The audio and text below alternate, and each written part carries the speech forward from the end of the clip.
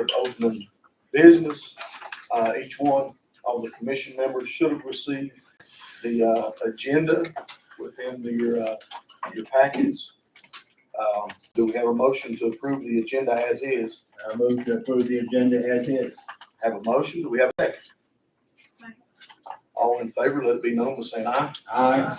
Any opposed? Agenda is approved. Also in the packet, you should have received the April 16th, 2024 meeting minutes. If everyone's had a chance to review those, do we have any amendments that need to be made? Do we have a motion to approve as is? I move to approve as is. Okay, have a motion to approve as is. Do we have a second? Second. Have a second. All in favor, let it be known by saying aye. Aye. Any opposed, let it be known by saying aye. So the April 16th meeting minutes are approved.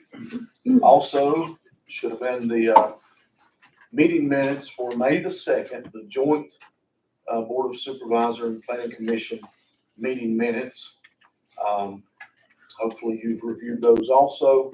Do we have a motion to approve those as is? I so move. Do we have a second? All in favor, let it be known by saying aye. Aye. Any opposed?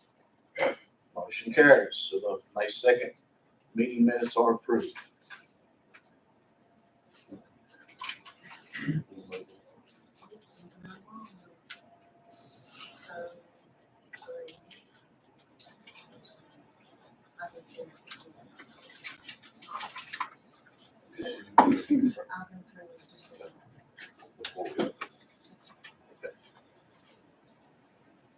Leads us into the comprehensive plan, Chapter 7 Transportation Update, Smart Scale Round 6 Project, Mount Vale and Route 89.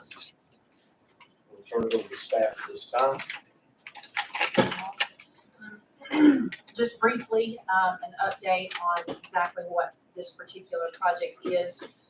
V-Trans each year goes through the system of Grayson County and other jurisdictions, and they determine if there are possibilities of improvements based on, sadly, crash data. This particular section in Grayson County is at the intersection of Mount Vale, Route 618, and Route 89, right off Skyline Highway. So basically, there was 5 crashes in that particular section within the time frame, so that constituted us to be able to consider an adoption of this particular comprehensive plan language. I will add that the Board of Supervisors did adopted a resolution on April the 11th, I believe it was, and for the application process. So we're currently submitting an application through the Smart Scale system for a right lane turn improvement. Also, there'll be a stop crossbar there. In addition to that, they will actually add shoulders and guardrails. So this is partly through that Smart Scale system, and it goes through the secure process. So these fundings for the Smart Scale system, for this system, is about cost estimating at $5.7 million. That is coming from the state. That does not come from any of our pockets. So with that being said, I have added round 6 language. It is in section 7-3 of the following pages of the comprehensive plan. And it says, Grayson County Smart Scale Project priorities in round 6 submitted in July 2024. The project will construct a southbound right turn lane on Route 89 onto Mount Vale Road, and with the installation of a guardrail adjacent to the turn lanes. Additionally, adding a stop bar to the eastbound approach on Mount Vale Road. The proposed project will improve safety while maintaining accessible traffic operations. As of the summer of 2024, these improvements are projected to cost approximately $5.7. In addition to that language, the map for that particular section has also been added to that. So right now, we currently have several projects in Smart Scale. There's a realignment of Snow Hill and Edmonds Road, and adjacent to Route 89. And then we also have an approved project at US 58 and Dale Park. There's another turn lane. So we've got several outstanding projects that will be done throughout the county in the next coming years. So that's where I'm at. Just needing to get that in the comprehensive plan so that I can submit with the application. Commission, anyone have any thoughts, concerns, questions for staff?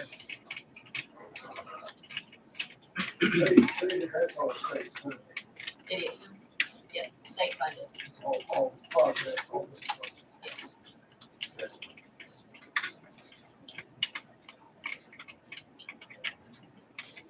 Before we go into the public hearing, I'd like to just remind everyone, we do have a meeting decorum that we have to follow. And we ask you to turn off all cell phones to silent at least. We ask you to no outbursts, no booing, heckling any way whatsoever. Disrespectful individuals will be asked to leave. I'm just summing everything up here. If you wish to speak, make sure that you're signed up on the correct sign-up form in which the section which you choose to speak. So we do ask you to, not to have any cell phones out taking pictures and all that, as it's distracting to the board. Those individuals who are presenting anything to the commission as far as a business or whatever it may be, they have time to do so. However, anyone signed up on public comment, you are limited to 3 minutes. We just want to make sure everyone's aware of that. So that being said, commission, do we have a motion to fall into the public hearing for the comprehensive plan, Chapter 7 transportation update? I move we approve the update. Okay, we're gonna have Gotta public go in hearing the public first. I thought you said, okay. We got the, So I gotta have. so do we have a motion to enter into the public hearing for the comprehensive So plan? moved. Okay, do we have a second? All in favor, let it be known by saying aye. Aye. Any opposed? So now we will enter into the public hearing for the comprehensive plan, Chapter 7, transportation update. I'll go check this. She's getting.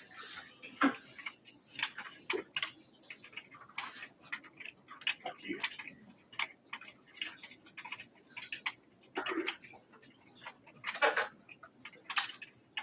That being said, we have no one who has signed up to speak for this public hearing on the comprehensive plan, Chapter 7 transportation update, smart scale round 6, Project Mount Vale and Route 89.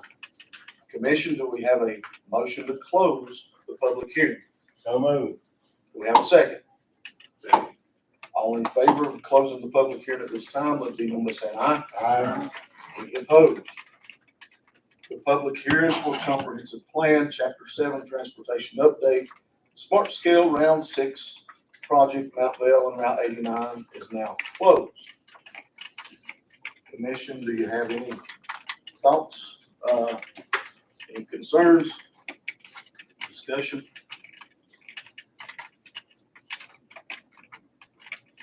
If not, do we have a motion to approve? I move we approve. Have a motion to approve as presented by staff. Do we have a second? Second. Have a second. Roll call. All in favor of approving as staff presented, let it be known by saying aye. Aye. Any opposed, let it be known by saying aye. Motion carries 100%. Now to move right along, the next public hearing that we're not entering into yet, but that's on the agenda, is the Blue Ridge Ventures LLC special use permit application request, tax map number 62-A78E and 62-A-78F. Turn it over to staff at this time. All right, first off, has everyone had an opportunity to review the staff report?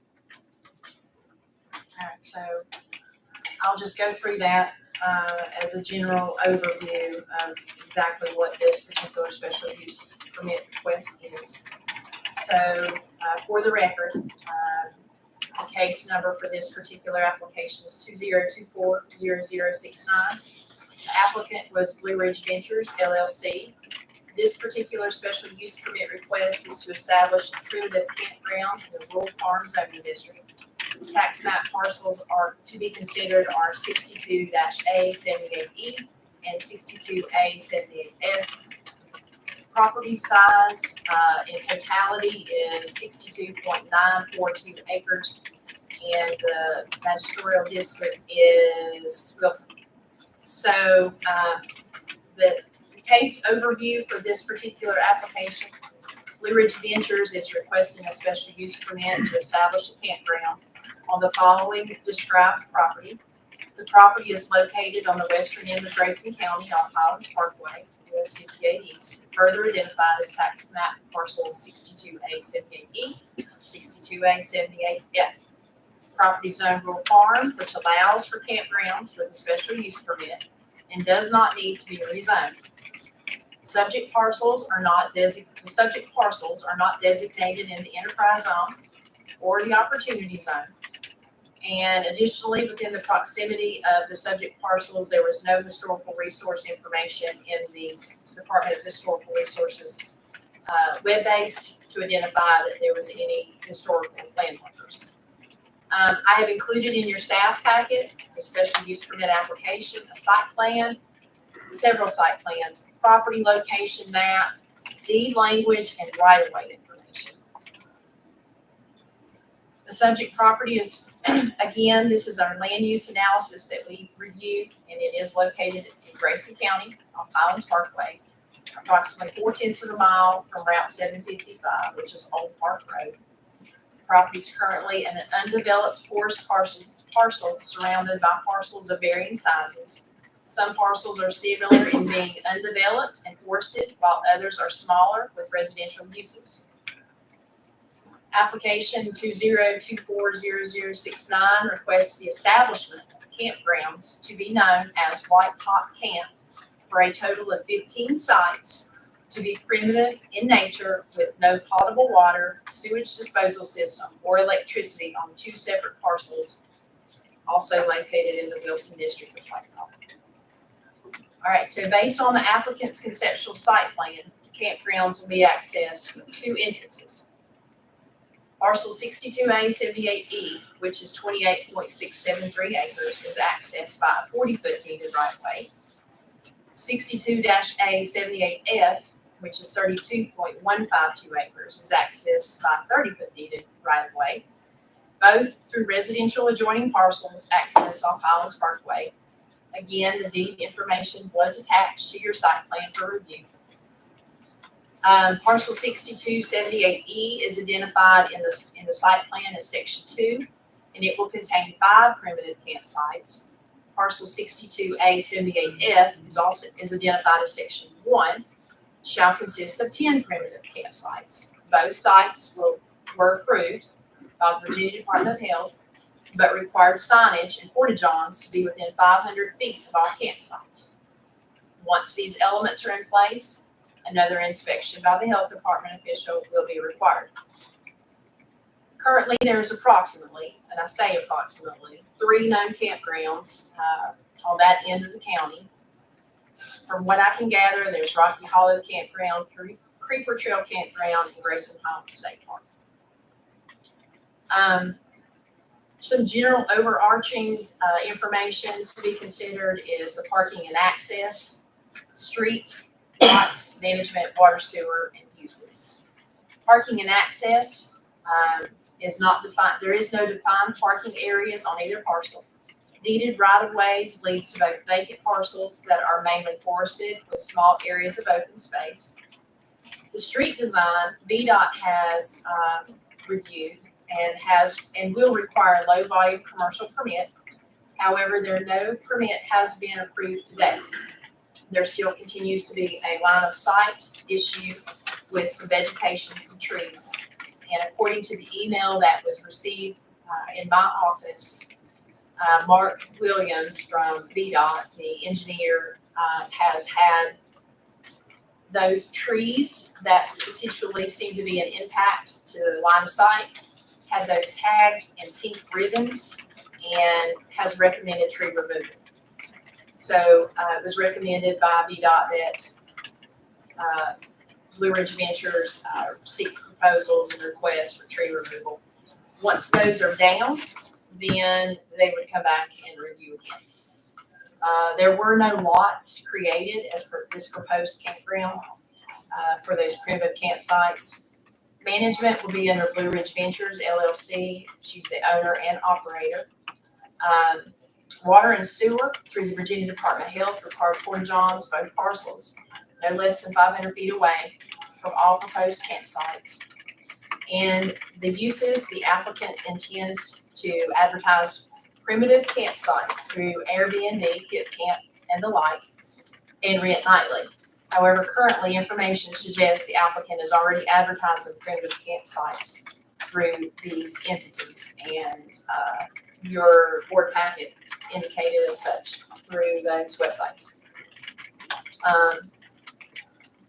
So as part of a staff report, it is my job to evaluate this entire project.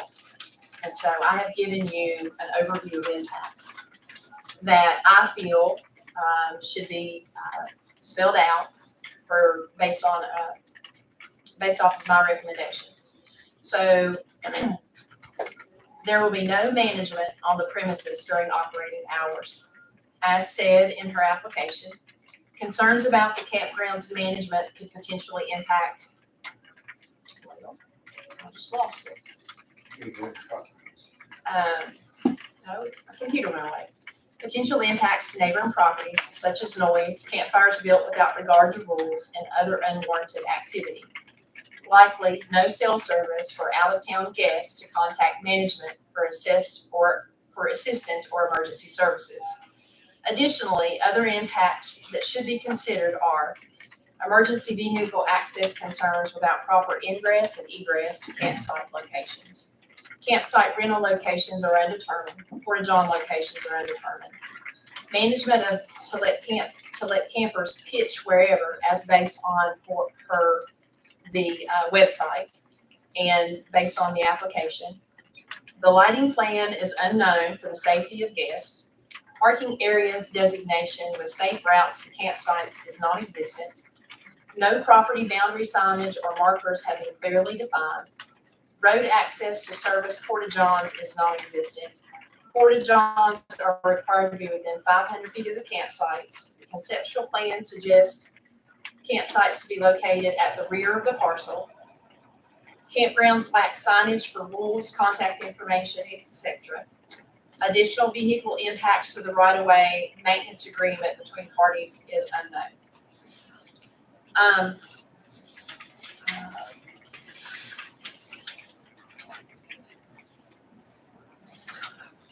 So, as set forth, this is my recommendation and conditions.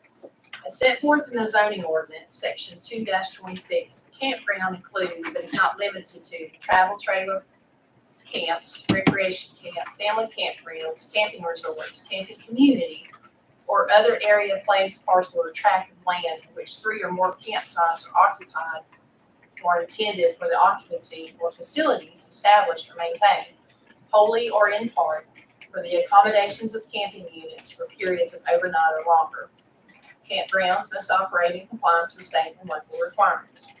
Section 3-12 of the zoning ordinance regulates the health, safety, and welfare of uses and can be met while providing low-impact services and business to the community. Section 1-4, the purpose and design of the Grayson County zoning ordinance is for the promotion of health, safety, and general welfare of the public in accordance with 15.2-2283 and 15.2-2200 of the Code of Virginia. This chapter of the Code of Virginia is designated. And it's it's the basis of what we do as a planning commission, to either recommend or not recommend with conditions and such. So the first one being improve the public health, safety, and convenience of welfare. The second one is plans of future development in communities at the end of the transportation system are carefully planned. 3, develop a new community center with adequate highway, utility, health, educational, and recreational facilities. 4, provide residential areas with healthy surroundings for family life. 5, preserve agricultural and forestal land. And 6, assure the community growth in harmony with the efficient economic use of public lands. So those are part of our 6 founding factors as a planning commission as to why we review these special use permits. So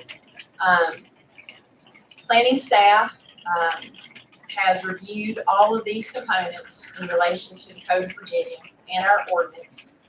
And this particular application request, I recommend a denial of the request for special use permit based on the following factors as defined by the Code of Virginia. Let's spell those out because I want these on record.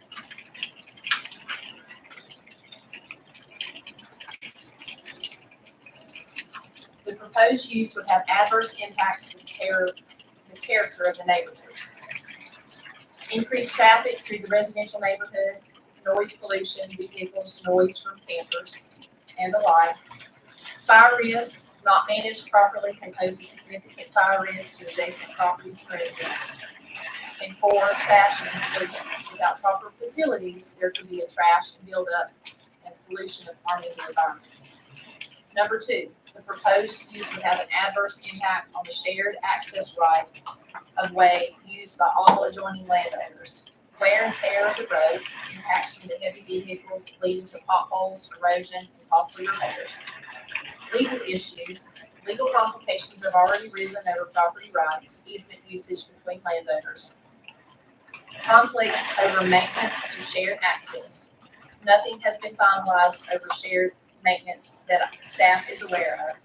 And number 3, the proposed use has an adverse impact to the abutting property. Safety concerns of adjoining residential development. It could attract a transient population, increase the risk of crime, vandalism, and other safety concerns. Additional foot traffic and unfamiliar faces can make a resident feel less secure in their own neighborhood. 3, strain of resources on local law enforcement and fire departments in the event of emergency. Local law enforcement can take several minutes to arrive, and fire is paid volunteer service that can also take several minutes to respond. Number 3, decreased property values should the campground become known for noise, traffic, and environmental issues. Could potentially decrease the property value, making it harder for residents to sell their homes and affecting their investment value. However, this is a zoning matter. There was a zoning statement for the Planning Commission at the end of your staff report. I hope you've had time to look at it, read my staff report, and that is it in a nutshell from me. Okay. Thank you very much.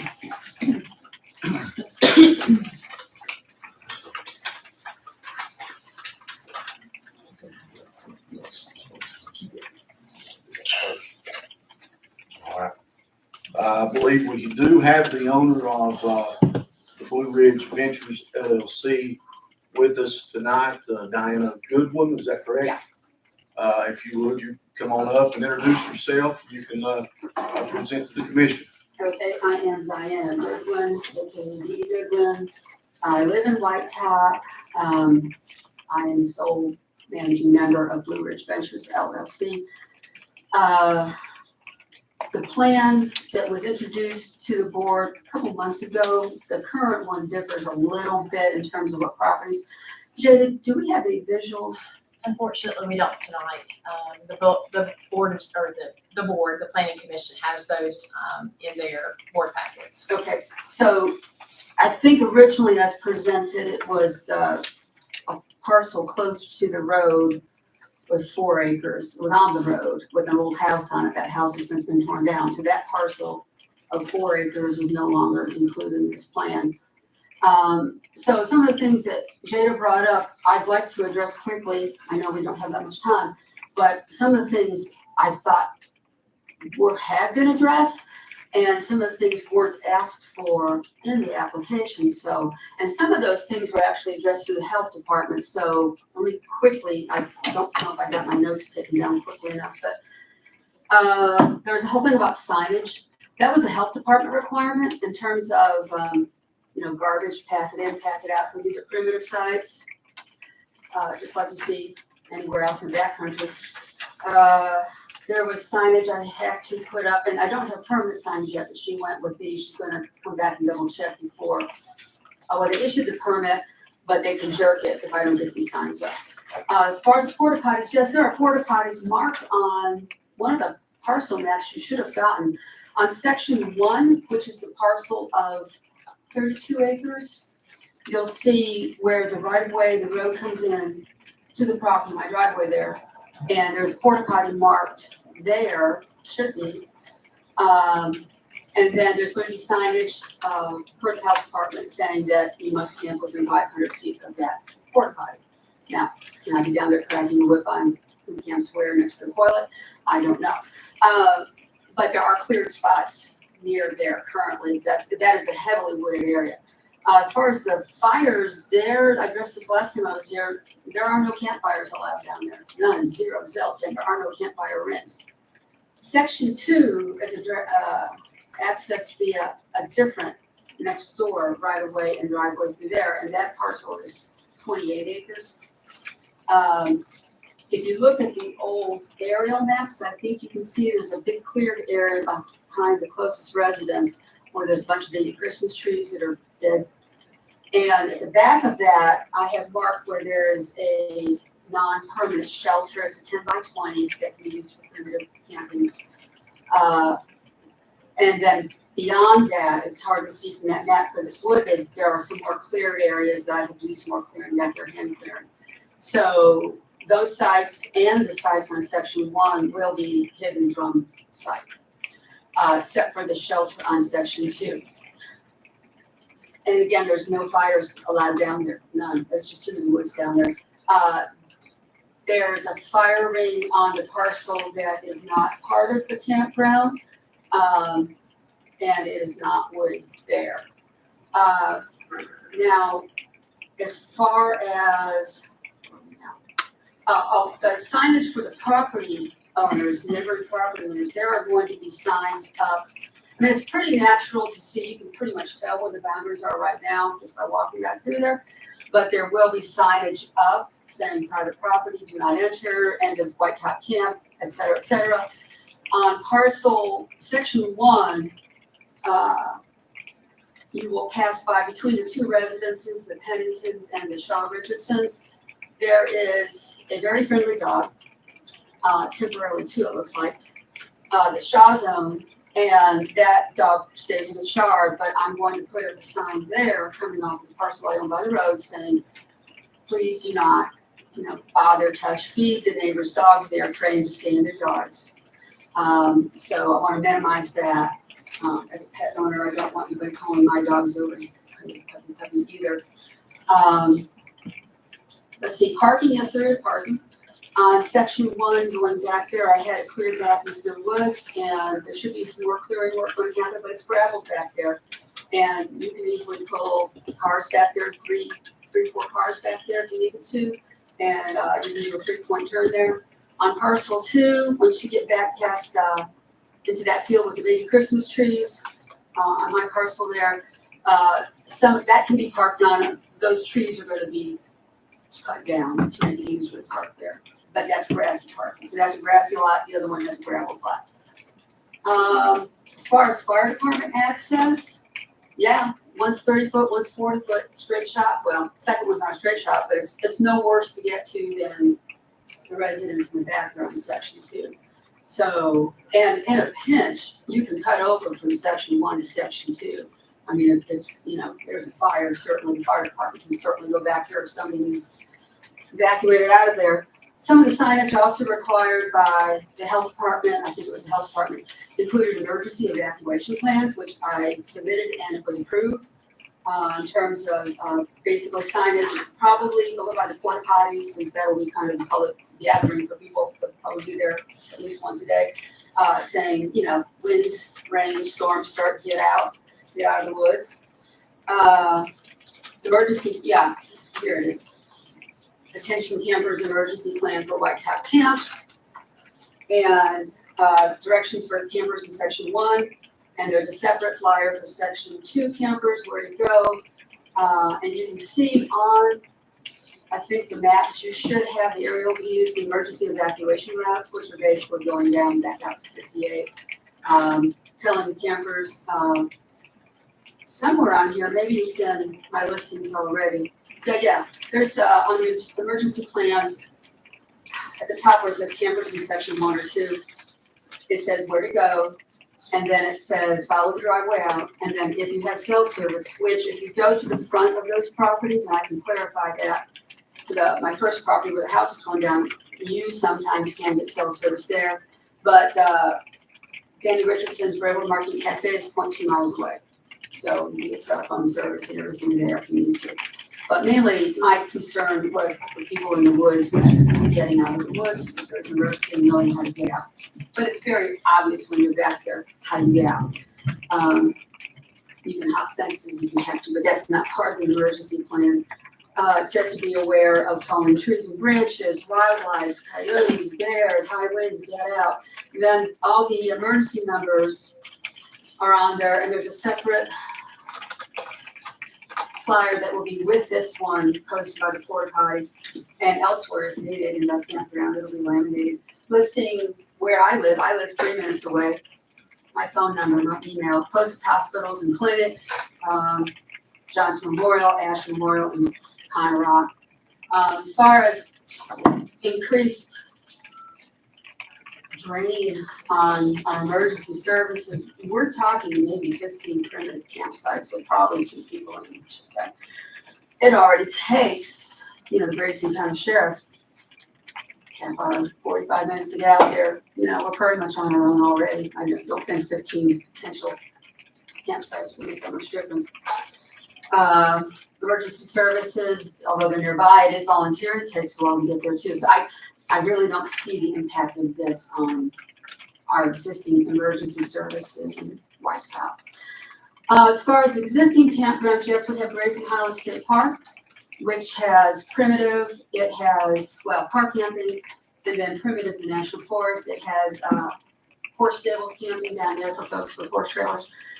Right now, if you go to the website, and the same thing that happened last year, if you go to Grayson Highlands website, every single weekend for, I think, any kind of camping, tent or RV, is booked through mid-June or July, and the weekdays are starting to fill up.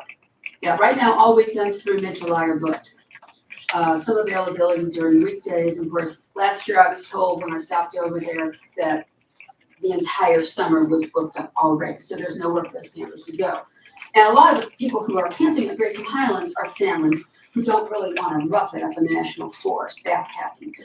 They want a potty, things like that. Yes, there is a Creeper Trail campground over there. They seem to, it's hard to tell from their site, it's not immediately obvious how much of theirs is filled up. It looks like their RV sites are the ones that are the most popular. They are right there on the trail.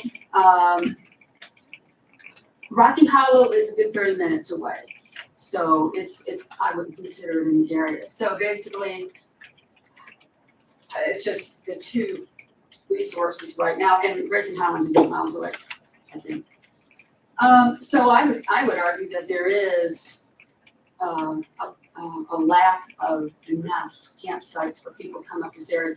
I want to keep in mind too, I want everybody to keep in mind, I don't know, I'm going to guess that there's members of this board that have never been to White Top. I don't know that, I'm not going to ask for show of hands. But White Top's economy currently consists of tourism and trees, okay? We've got 2 gas stations and a very nice cafe. We've got a couple private businesses that really aren't part of the tourism scene up there. White Top really has nothing in terms of economy. I'm just going to say that, okay? Our population right now, if you look at the demographics between 20 and 23, is majority people in their 60s, 70s, maybe 50s. I think the total number of children elementary school age was 10. Okay, so we obviously are not keeping and attracting, we're not keeping our kids up there. There's no work. We're not importing people except for retirees such as myself, sort of retired, not really. But in order to attract people, we've got to have jobs. And so what kind of jobs can we provide in Grayson County, or in that end of Grayson County? It's tourism. Very similar to Damascus, at least Damascus has Abington for jobs. We have Chilhowie, maybe. We have folks driving to Marion and West Jefferson for jobs, 45 minutes, maybe an hour on a bad day, snow day. And I'm not saying my little campground is going to solve the problems of White Sox economy. However, it's going to address a need to further the only business we really do have up there. And we have the most amazing scenery, parks, national forests. Where else in Grayson County can you go where you have that beauty and the attractiveness of people coming up? We have people now wanting to buy up there. COVID was crazy. I'm a realtor. Now, as far as the tourism thing goes, again, we're just talking about a little campground here. Right now, we are looking at Whitewater Grayson maybe coming in. I don't know the current situation with that. If Jeffrey Wise comes in and does his thing, the kind of accommodations Jeffrey Wise puts up in his facilities, if you look at South Carolina, Charlotte, if he does it up here, those are $400 to $500 a night rooms. $400 to $500 a night. That is not going to address what we've got, the kind of folks mainly we have coming up here who want to enjoy the area, put some money, pay some money into our area, okay, up in White Top.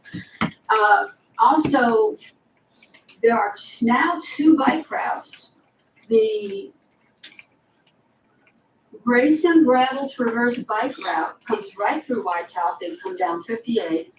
And the Trans Virginia bike route, the mountain route section of it, comes right through White Top down on 58 past the stores.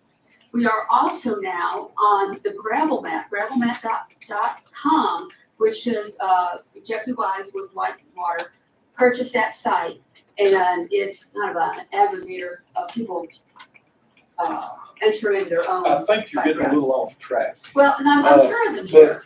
But you're getting a little off track. We're focused on what you're presenting to us, not what Jeffrey Wise is doing. Well, no, that's Okay. part of the tourism. I'm asking you to move on with it. Okay, I'll move on. But without tourism, we die up there. I'm addressing that need, okay? My little campground. Okay. But that's that for that. Jeffrey, whoever. Okay. Now,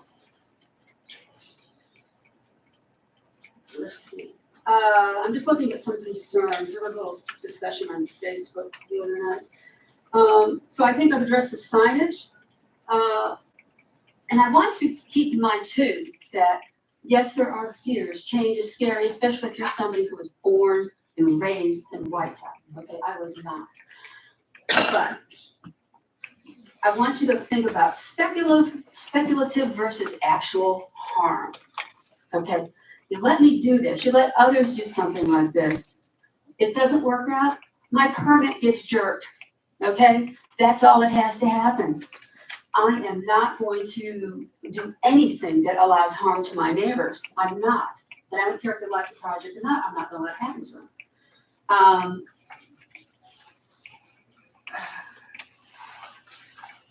trying to read this here.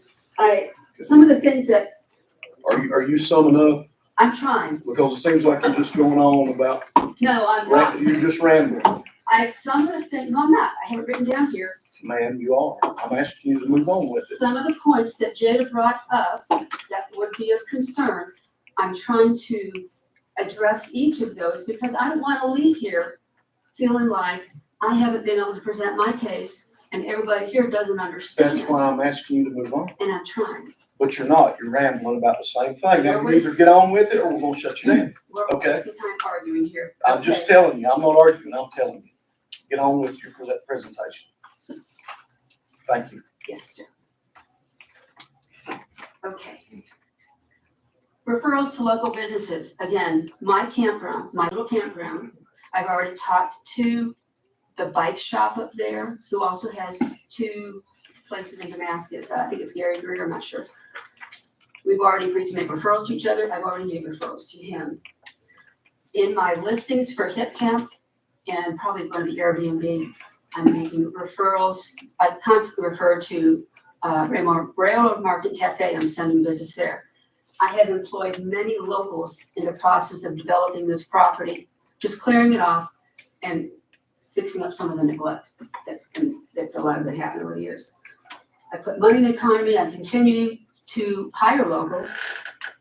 Again, that's helping the community. Now, there's an issue, I wasn't going to address it, but it's already brought up about the impact with the right-of-ways and some people not being happy about that. Now, zoning ordinance does not regulate civil matters, and this unfortunately has become a civil matter, such as the right-of-way dispute. I have decided section 2, that is the issue at hand with the civil matter. I will not be advertising that property until this is cleared up, and this should be cleared up by the end of June. But at this time, this is part of the request for the permits. As far as maintaining the roads, I had already agreed that I would put more gravel down, especially on section 2, where you come out of 58. I had said I would do that, and I thought I made that clear in the first meeting. However, until I have full unobstructed access to my property, I won't be doing that, but I will after that's done. The DOT is going to address any traffic issues. Again, we're talking 15 sites. I want everybody to keep in mind too that people who are coming up to that end of the county for camping are there basically for the weekend. They come in on Friday nights. They go hiking Saturday. They leave Sunday morning. We might get more people staying during the week with their families and everything. No partying, no music. The trash will be hauled out of there. I've got trash cans. And the reason there's already sites mentioned on Hip Camp, and I don't know about Airbnb, but if you don't know, Hip Camp is basically Airbnb for camping. It's because my understanding was that without a permit, per parcel, I'm allowed to have 2 sites without a permit. And so that's the only thing that's being advertised right now in Hip Camp. And that's it. I'm not breaking any laws or anything. So anyway, I will sum up now. Again, this is a very low impact project. I live right there. I'm not some big multi-conglomerate. I'm interested in helping the economy up there. You know, it's move forward or die, unfortunately, and I think this project will help. Thank you very much. Thank you.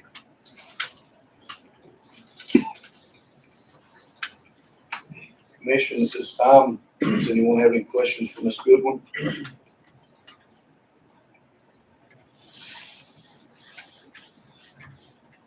Ms. Goodwin, I know that you said you added a building to the back section. Yes.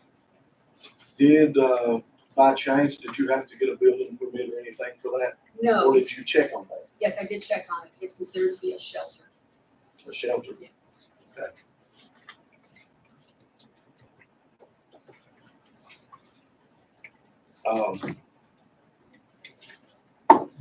I know there's a track over there now and some digging going on. What is the update on that?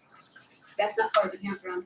That was the original, that was part of the plan originally, the first proposal. That's no longer there. I'm just putting electric to that building, that concrete building. And we're waiting for the electrician to finish running some wire. And then that'll be covered up, but that's not part of the campground. Okay.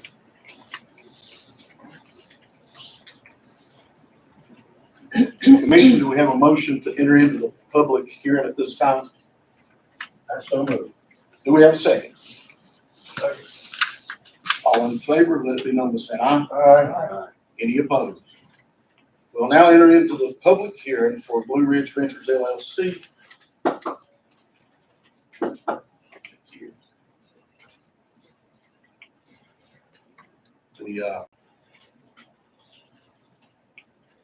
The first one on the list is Miss Virginia Peterson.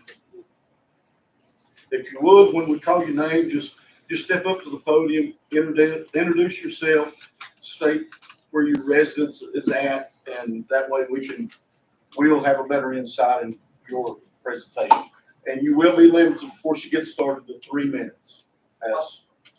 Thank you so much for your time. I will be brief. My name is Virginia McLaughlin Peterson. I'm the newest resident on adjoining property to the proposed campground. I am on my land flows along the western edge of Ms. Godwin's land, Mr. Logan's land, and the Richardson Shaw's land. It's 23 acres that goes straight back. When I started my first home, my mother gave me a very, very good piece of advice. She told me that to have good neighbors, you must be a good neighbor. And in that vein, when Ms.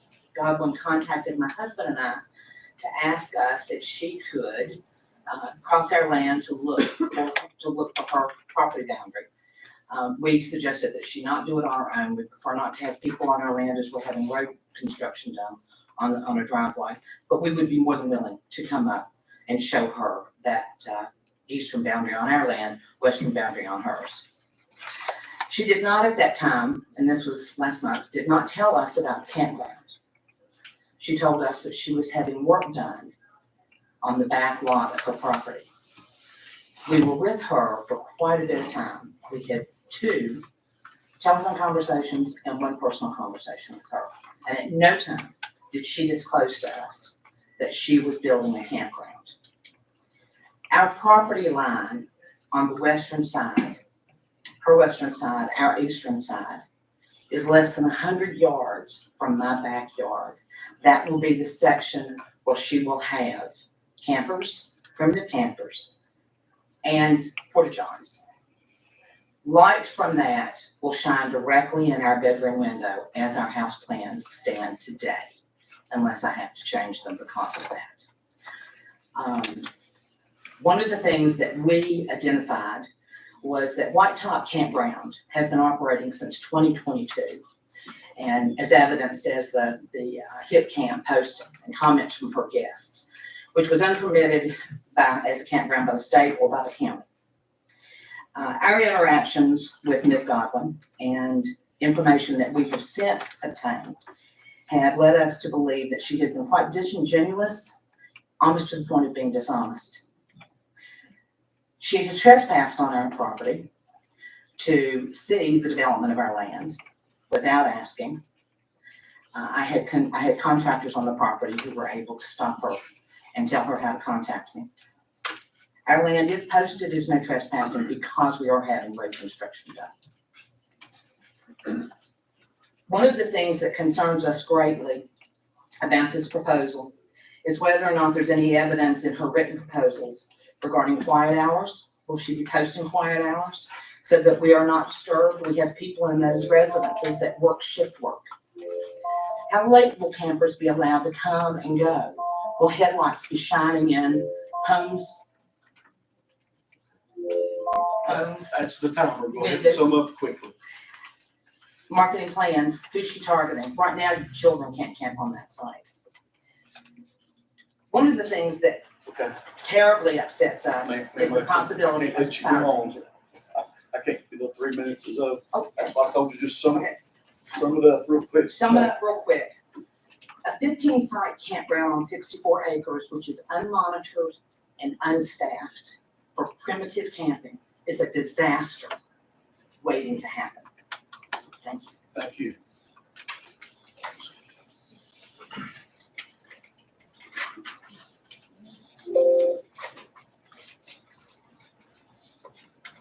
All right, the next signed up for public comment would be Mr. Danny Shaw. Danny Shaw, and a nice board meeting, I believe y'all was not really told the truth, because she has never discussed with us about the campground. She never discussed with us about trucks running up down our driveway, especially sewer trucks. And the easement that was given to Richard Blevins went to his double wide so he could go in and out. This other 40-foot easement she talks about, there's big trees all the way down my driveway. There's a well on each side. My house sits almost in the middle of the road. My car's parked right beside the road. There's a big bank on this side where I park my truck. So I don't know how you're gonna get 40 feet out of it. Right here's a picture of the side of my house that shows you that's coming down the road, side of my house. I got more pictures if you wanna see them.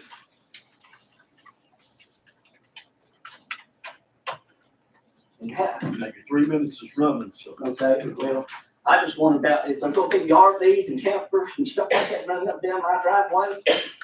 She said it's gonna be tents. I won't know for sure. The other thing I wanna know is she got the money in case fire gets out somewhere, burns my house down to pay me and my neighbors. You wanna see any more pictures? And, oh yeah, another thing, she had a road from 58 down through her woods that she was talking about. She went down there and blocked it out, so nobody could come back up it. That's what she's talking about, parking them cars. So, she ain't landlocked no more, and that, that asset that was given to Richard Blair, he did was out of necessity to have it way in and out. But now she's got a road, and her land runs right into it like that right there. So she ain't landlocked no more. So I don't know why she has to have a 40-foot thing on my land. Thank you, Mr. Shaw.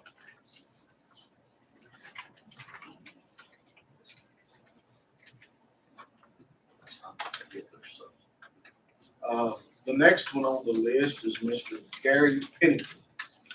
And, commission, the letter that's before you, Mr. Pennington brought, him and his wife Vicky, before the meeting.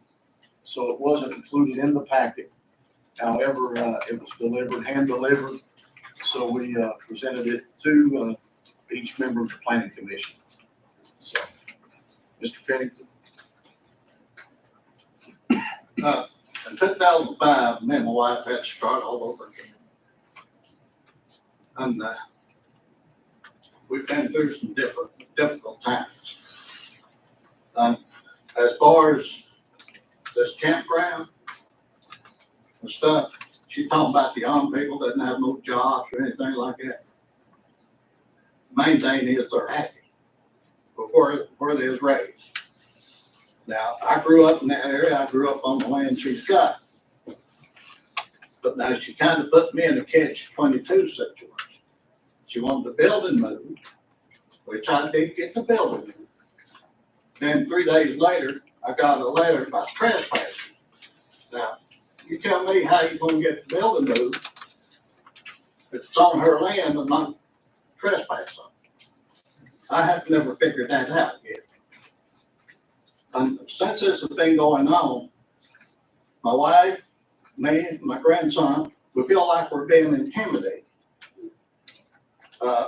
Just the way her actions are.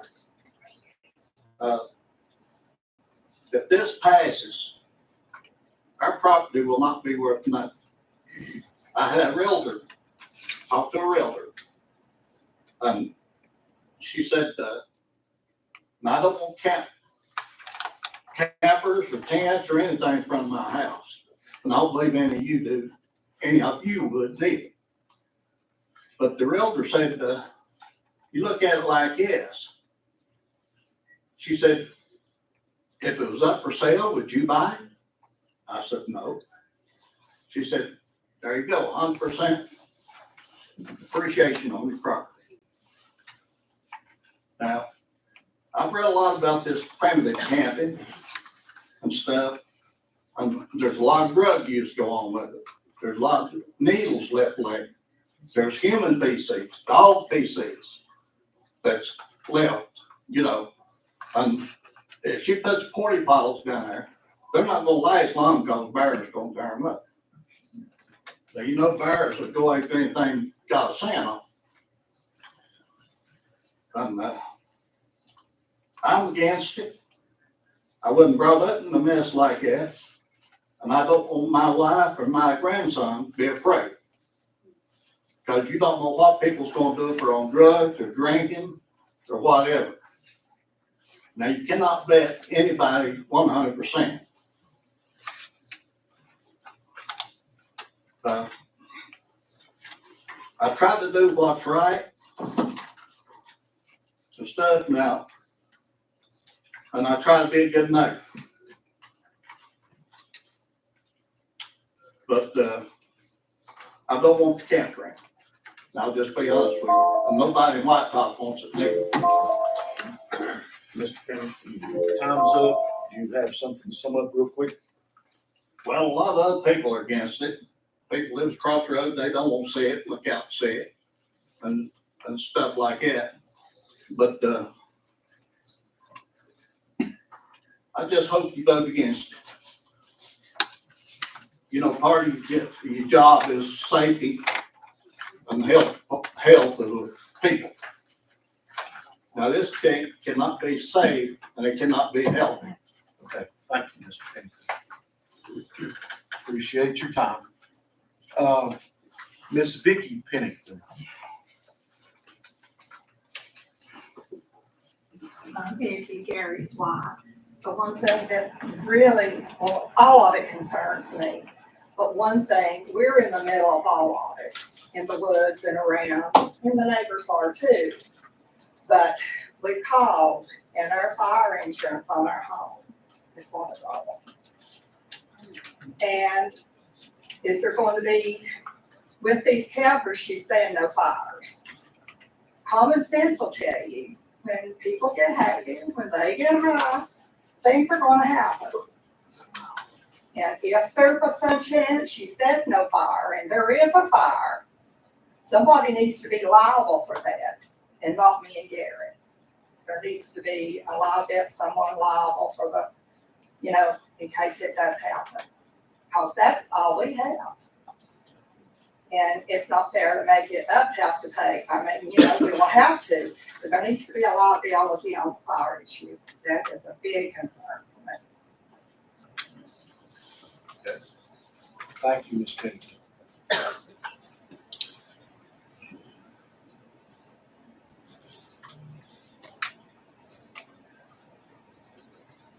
Move right along. The next individual is Mr. Dalton Longans.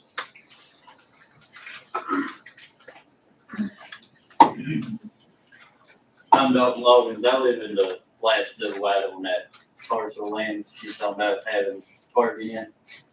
Her property line is less than 50 feet from my back porch. And she says she won't have no designated parking areas. So I don't want people parking right against my yard. And not having no trash or dumping stations will bring a lot of nuisance animals, bears, coyotes, foxes, raccoons. And I want that around my house. She's talking about bringing a bunch of jobs to local people, and she hires locals, people with backgrounds on all them locals. Every one of them will have criminal records. One guy that mowed a bunch of her yards, turns out he was cellies with her son that is in jail. I don't like it. I don't want criminals walking around my yard, around my property, seeing what I got, when I'm home, when I'm not. But my sewer lines run out through my front yard from a septic tank, which would be very close to the roadway. I don't see how she could have people within the 20 foot from the center and stay off my septic drain lines. She has not made zero effort to even discuss maintenance of the right of way. I mentioned it before, and she has not mentioned it again. But she's wanting everybody and anybody to run up and down the easement. And I've talked to a lawyer, and best I understood from him, easements are for property owners, right of ways, or for any person that access any parcel of land. My driveway is easement, not a right of way. She's harassed me since she bought the place in September, nitpicky stuff. She sent me a demand letter over a shovel and a hand torch within the right of way, which was way outside the driveway, and demanded that I remove these obstructions or she was going to take me to court. She sent me a text message. I don't know if y'all got the email, Jade Black, and said that She's fixing to turn her lawyer loose on me. Her words was, shit is about to get real. It's gonna cost her $3,500 up front, $350 every hour after, and she's gonna waive the attorney fees for me to pay for it if I did not remove these obstructions. And it's gonna be 10 days in jail, and her guess is I will lose my job. So I feel harassed and intimidated that she won't take me to court, and I'm gonna lose my job if I don't remove a shovel and hand torch. That's all I got. Thanks, sir. I would like to say for the record, I did receive that email today from,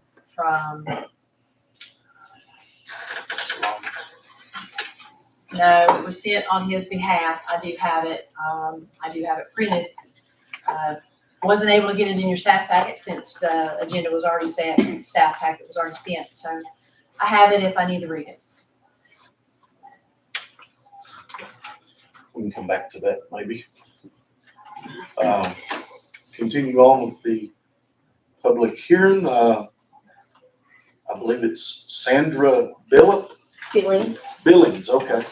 My name is Sandra Billings, and I live at 2241 Dollinger Road in White Top. I'm also the manager of Creeper Trail Bike Rental and Shuttle in White Top. You have never spoken with me. You did speak with Gary, and I can promise you he will not be making referrals for you, and you do not need to put his website on your website. As far as the campgrounds goes, there are 5 campgrounds within our area. You have Rocky Hollow, you have Grayson Highlands, you have Creeper Trail Campground, you have Bear Tree, and you have Grindstone, all within 20 miles of one another. There is no need to have a primitive campground. First of all, if a person is going to come off the AT trail, they're going to be walking 3 or 4 miles downhill into White Top. If they're not going to have any access, what's the use to come down there to use Porta John? There's no need for that. And just a word of advice, you get a lot farther with sugar than you do vinegar. You will come to White Top and you have made remarks about us dumb, uneducated hillbillies from Grayson County. Wait, my turn to speak. You need to address the commission. Y'all can take that up another time. But she thinks we're dumb and we're uneducated and that she can come into White Top and do anything she wants. There's no need for this campground. Number one, if you allow this campground and someone's driving by and they have a large RV, they're gonna pull down in there and she's gonna let them stay. And Creeper Trail Campground is just right down the road. They maintain their campground. They have control of who comes in there. And those who are unruly do leave. She will have none of that. She's done said she will have no staff on duty. And I don't think she's big enough to kick a big drunk man off of the property in the event something does happen. We all from White Top here know about Appalachian Trail Days. So the people who get on the trail days in Damascus are going to come to White Top, 17 miles, and get off, walk 4 miles into White Top to use Porta John. No. The people who come off of Grayson Highlands Park going to be coming 8 miles, not going to come 4 miles off the mountain to White Top to use a Porta John. It's going to bring no economical value at all. It's going to decrease our land, and also it's just we look at it realistically. She's not here for the right reasons. Thank you. Thank you, Ms. Billings. That brings us to the conclusion of folks who have signed up to speak for the public hearing. I know we done made several announcements prior to, for anyone wanting to sign up, so we're not going to ask for this now. Ample opportunity was announced and given. That being said, Commission, do we have a motion to close the public hearing at this time? So moved. Do we have a second? Second. All in favor, let it be known by saying aye. Aye. Any opposed? Motion carries. The public hearing for Blue Ridge Ventures LLC is now closed. Commission, any concerns, thoughts, discussion?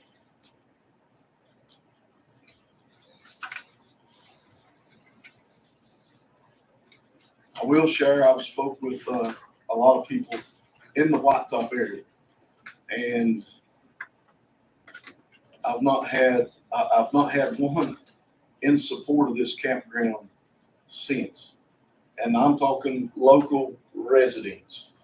I feel that the planning commission needs to be aware of this. The concerns have all been brought up. Safety, an increased drug use from travelers in and out, theft, security,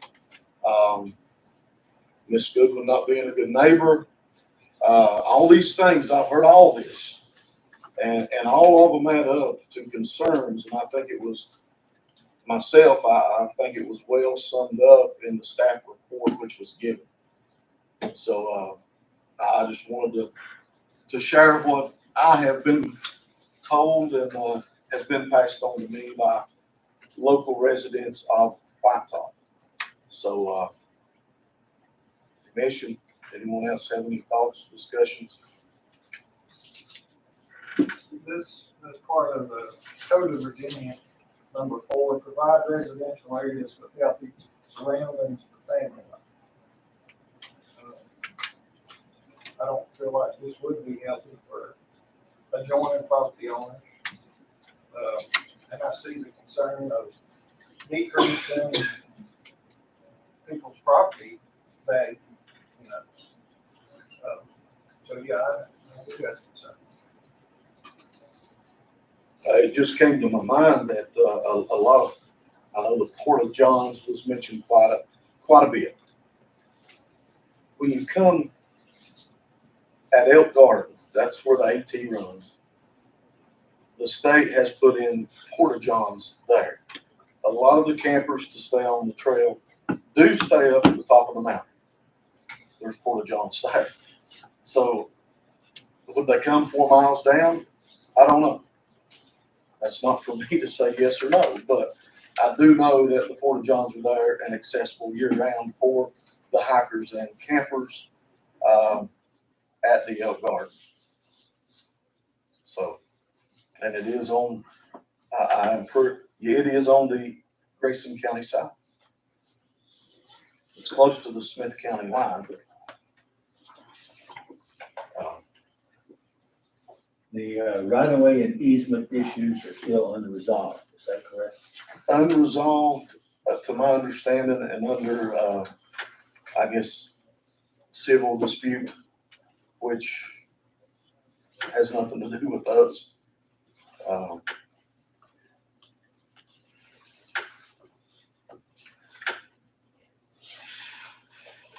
The commission, any thoughts? Anyone else?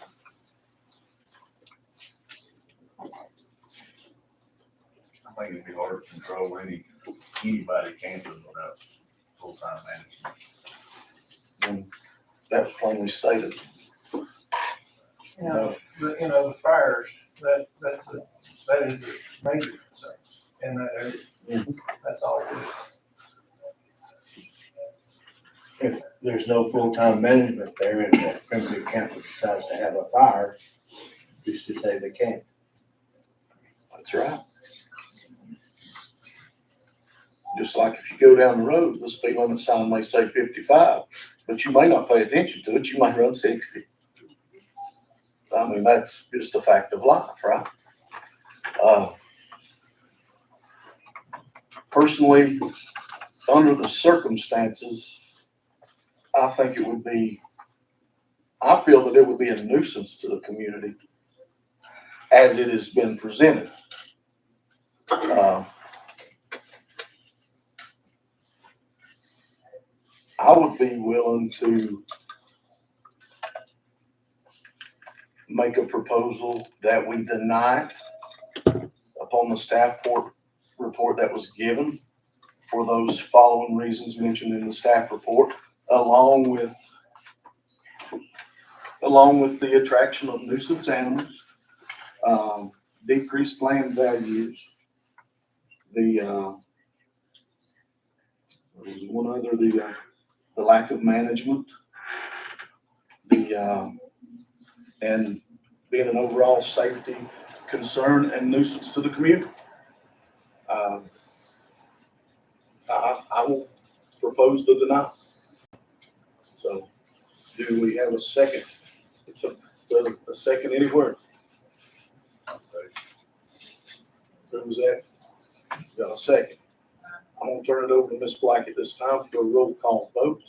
I'm gonna stop you right there just a minute, because this is a zoning matter. Okay. We actually have to have a formal motion. Okay. I presented to you two different motions. Brian, if you want to read whichever one that you wanted to do.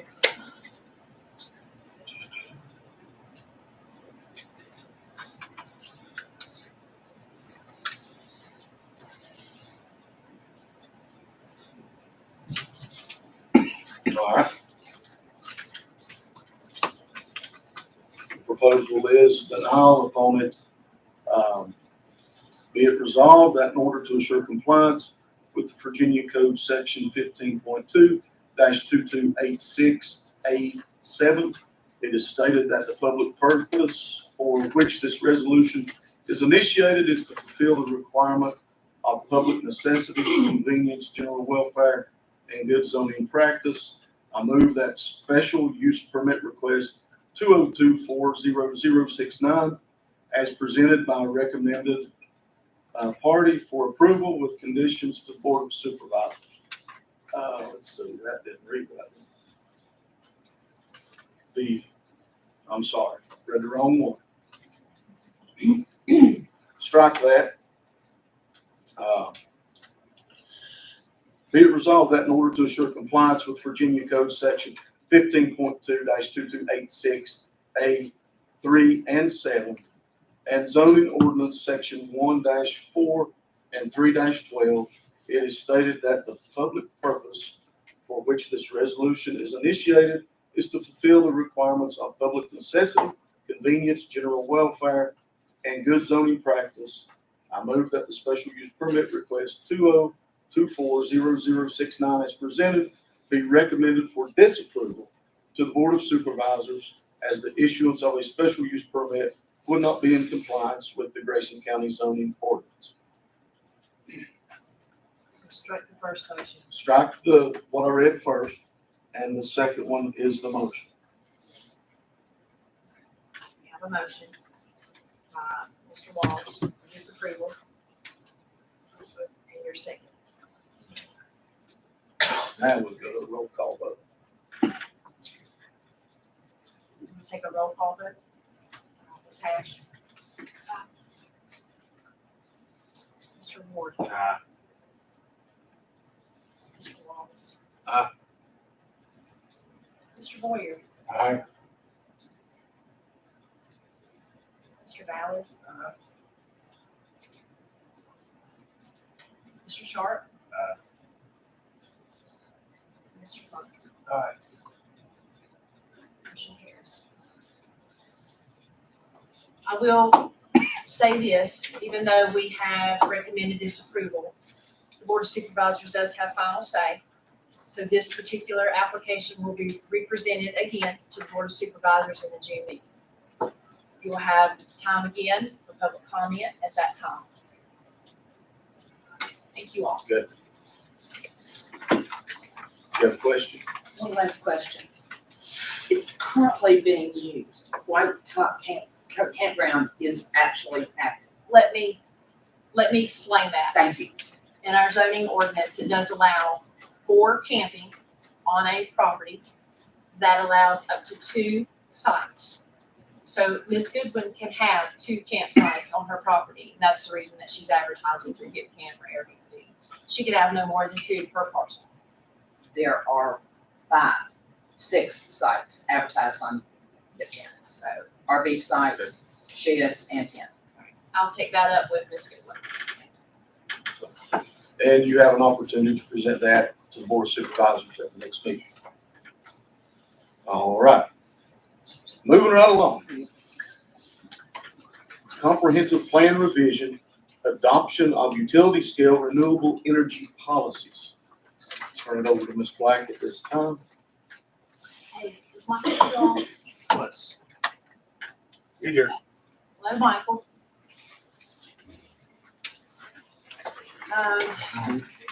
We are in the process of getting ready to talk about renewable energy facilities policies. Currently, the planning commission had a meeting on the 14th of May, which was last Tuesday. And in that meeting, we revamped, revised, and decided this new current language was ready for public hearing. So we're here tonight with you, Michael, and the planning commission staff. If you would like to briefly give us a update on where we're at before we take public comment. Sure, thank you. So following your meeting, and good to be with you again, albeit remotely. So following your meeting last week, I went back and worked with Ms. Black to make sure that we incorporated all of the revisions and comments that had been discussed and we had received direction on. And I provided back to Ms. Black a markup version and a clean version of both the zoning text amendment and the comprehensive plan amendment. And of course, I would recommend you consider the comprehensive plan amendment first, and then the text amendment and vote on them separately.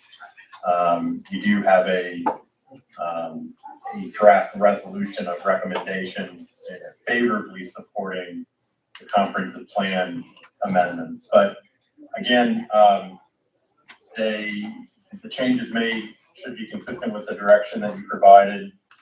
I think the only additional change that was made that I let Ms. Black know is with respect to disposal.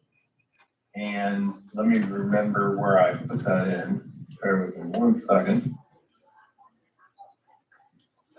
When you all had met jointly with the Board of Supervisors, there was a comment about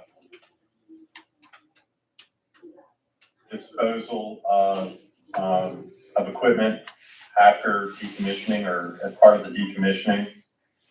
And so what I did is in section 3-14.3.3.9, this is on page 14 of 30 of the text amendment, I added a item G that would require applicants when they're submitting the decommissioning and reclamation plan, the draft plan that is accompanying any application for a use permit for solar, that in that they are providing anticipated plans for the disposal and or recycling of project equipment and components, including the identification of disposal and or recycling sites located in the county, so that you can have an understanding about what the tentative plans are.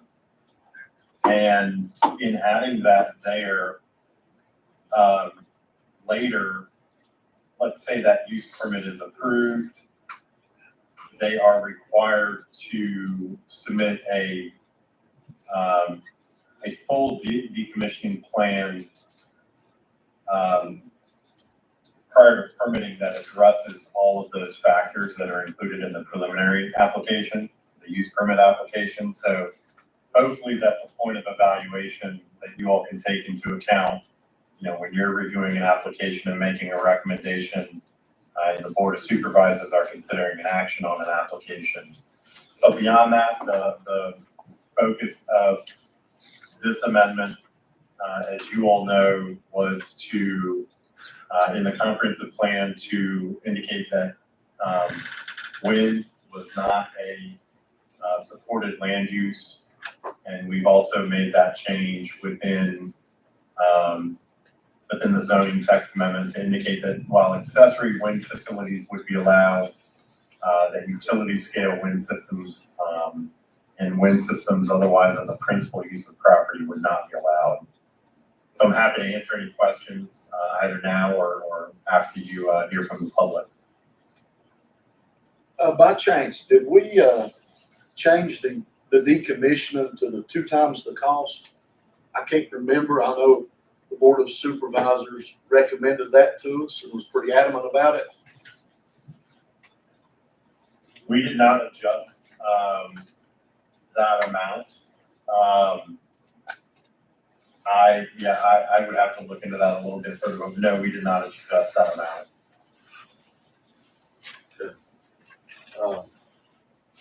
I'm gonna address the commission just a second. I know the Board of Supervisors asked for that. Would you all agree or disagree that we should or shouldn't go ahead and increase that, to the 2 times the cost of decommissioning? Is that like an escrow or how was that? I believe that's what it was referred to, in the escrow account, when it's. What was it originally? Well, let me maybe explain that. So usually with the bonding, they're not producing a check for the amount of decommissioning. They're usually securing, and especially in this case where, with the costs involved here, they're not gonna give the county a check for the amount of decommissioning to put into an escrow account. They're more likely going to be putting up either a bond, written by a financial institution or, a line of credit to secure that.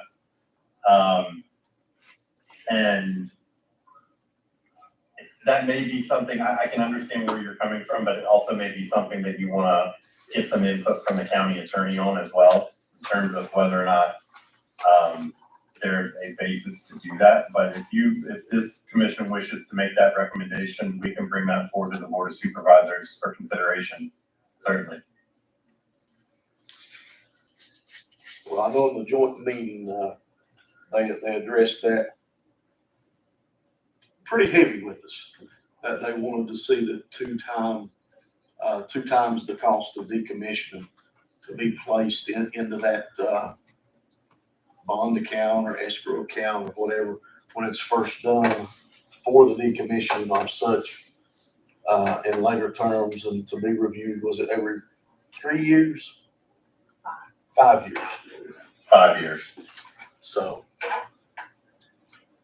myself, I would feel comfortable with changing that as requested to the 2 times the amount. But it's the commission's choice whether we choose to do so or not. And I do want to correct what I said, because they are required to deposit the estimated amount of decommissioning in an escrow account. So that is the manner that they would have to secure the decommissioning. Can you tell us what it's set at right now at the moment? I can't remember off the top of my head.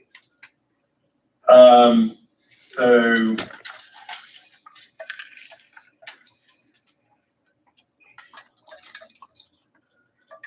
the estimated cost of decommissioning, so they have to produce an estimate for the cost of decommissioning at the value that they estimated. And then they, like you indicated, every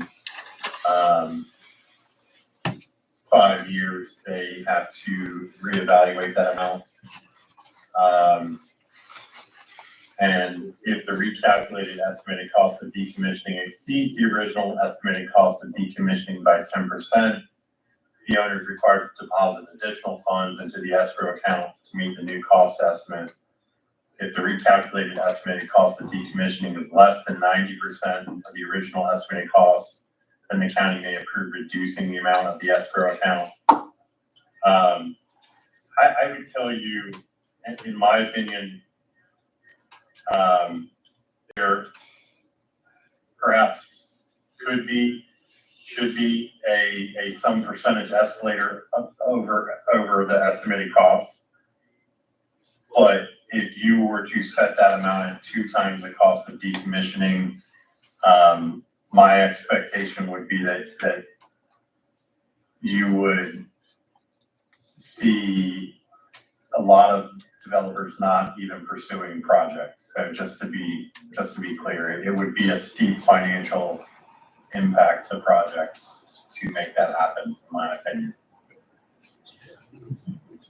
So that's, that was one thing in the joint meeting that the Board of Supervisors highly recommended that we change. So before we get on into things, into the public hearing and all, I would go ahead and make a motion that we change that from just the cost of decommissioning to 2 times that amount, as was stated. We just change it to 2 times the cost of decommissioning. Are we talking utility or assessment? Well, this would be the utility.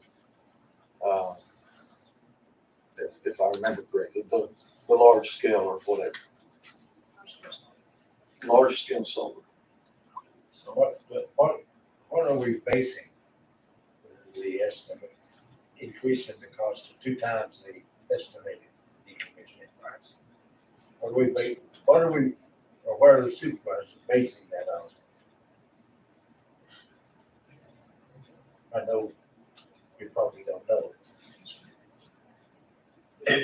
My recollection was that there was a concern that these facilities, once built, that the county would be left having to use taxpayer money to pay for the cost of decommissioning. Yes, I believe you're right, And- along with protecting the landowner themselves also. Yes, but I would tell you a couple of things about that. So the landowner is ultimately responsible because they're agreeing to the application to proceed. So landowners need to be aware that they could have some level of responsibility if they're leasing the land to a developer for a facility, that they are allowing their property to be utilized for this. If there's violations, yes, the responsible party to some degree is the applicant, the developer, but there may be some level of responsibility from the landowner. And they're entering that private contractual, on their own, based on their own volition. The way the ordinance is structured, the decommissioning bond, the escrow account, would be there for not unwillingness, but for financial insolvency of the entity. So if there was an inability for that company to decommission the project, then those funds could first be eligible by the property owner to take those funds and use the funds to decommission the facility. And if the property owner was unwilling or unable, then those funds would be available to the county to do the decommissioning. And presumably, as long as the county is getting reputable estimates for the cost of decommissioning, and that's assured in the ordinance, and you're allowed to have third-party reviewers ensure that the estimated costs are consistent with practices, then everything should work as intended. Granted, sometimes things don't work as intended, but I think that's generally how it should occur. And I can understand the interest in protecting, taxpayer money, but I think there's a basis for this requirement that ensures that the taxpayers in the county is protected. And there's escalator clause every 5 years. It's only an escalator if the cost, of Increase. estimated cost of decommissioning exceed what the amount is currently, correct? I think we should leave it as But is. what they were wanting was for that corporation to have 2 times that cost in there to protect the county and our residents if. But something. 2 times that, Michael just the said, whole amount, so if it costs $1 million, they want 2 million. They want 2 million in that account. So that's But gonna preclude but Michael any just said- development at That's gonna all. knock it off, I mean, That's, So right now we have 10%, correct? what if they file bankruptcy? Well, I mean, you have 2 million. I'm just saying in the joint meeting, that's what. Well, likely to be a line of credit from a bank. One of our planning commission answered if they was to file bankruptcy, would that money still be available? It's in an escrow account. And it comes from, another entity, not that particular developer. So it would come from a financial backing. An Correct. institute. Yes. Okay. Yeah. Michael, do you feel that as written, it protects the county? Yes.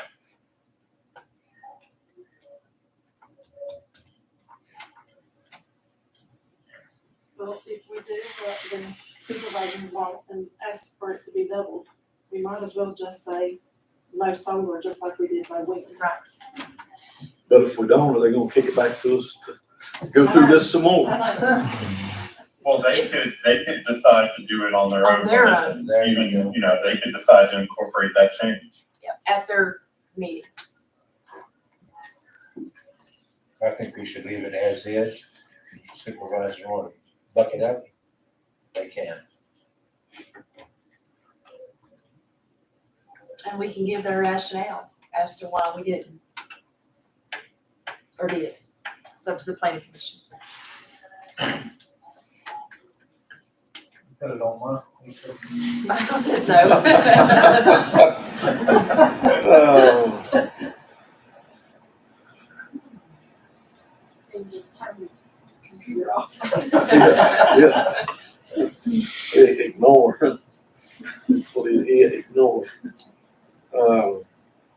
Yeah, two double this sounds, I mean, if you went with a 10% over estimated or something like that, that's covered, but 2 times is arbitrary. yeah, that's. What if you did 1.5?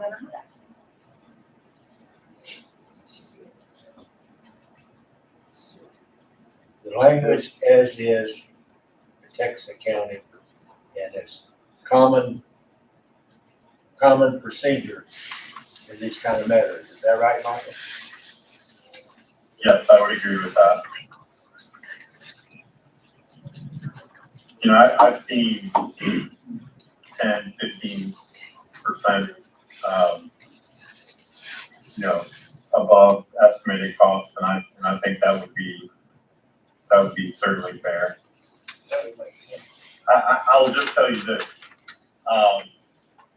in a lot of the applications that we review, the amount and cost of bonds just makes projects financially problematic. That's not necessarily your problem, but I also want to make sure that you're not creating an instance where you're allowing something, but that is not really allowed because there's a financial roadblock. And I know, at least in dealing with Dominion, I'll tell you that they will often ask to waive the requirement for the decommissioning bond. We don't recommend that. We always, regardless of the financial qualifications of the developer, we always would require a bond be imposed. So I think there's good reason to have a bond, escrow, whatever.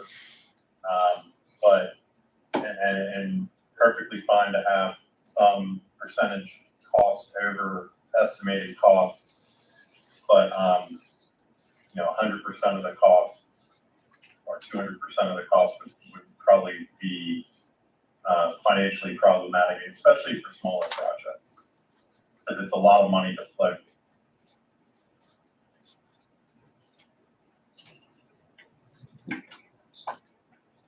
Well, going with what was said and what was requested of us,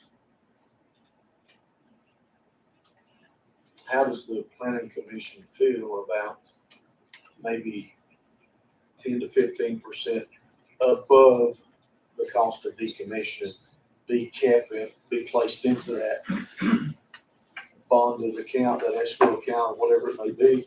I can't remember how it's worded, to be reviewed every 5 years. I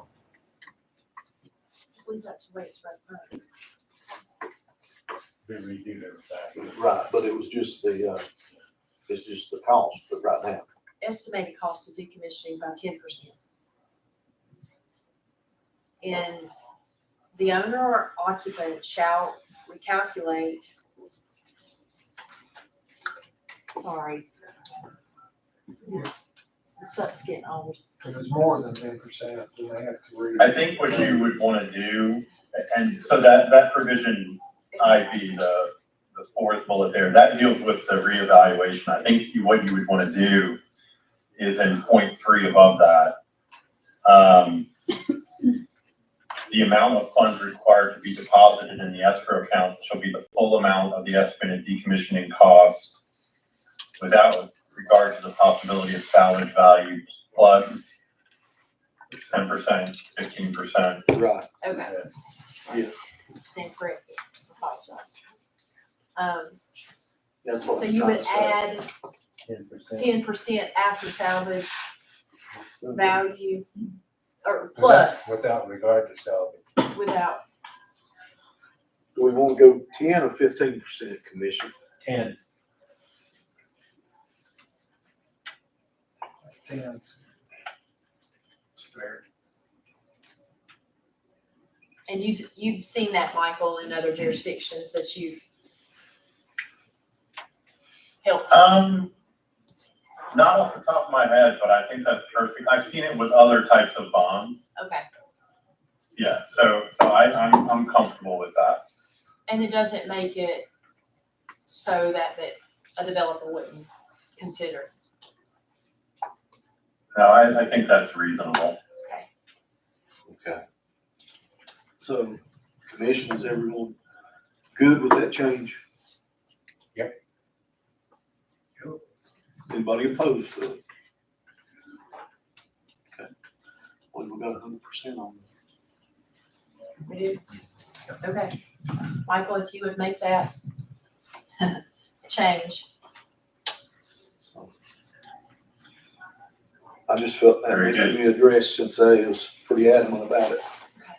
So, did you have anything And if they're else? still adamant, they can change it. That is true, sir. That is. We made an increase, so maybe they'll like it. So.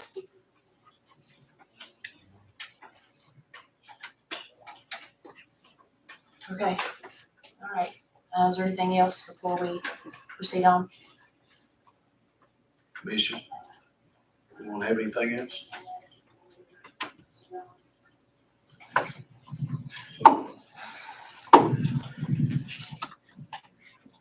I think it's that microphone. Is it? No, it's replay in the lobby. Oh, A little bit on this.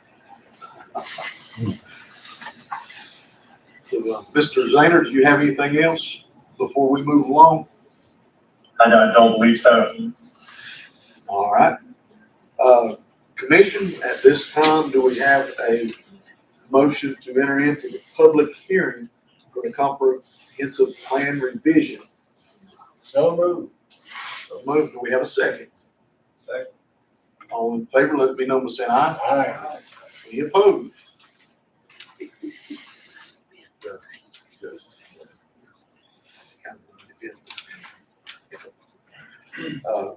All right.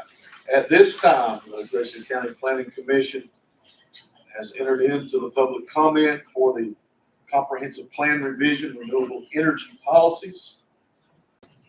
The first individual signed up to speak, if you would, when we call your name, step up to the microphone, introduce yourself, and state your address, please.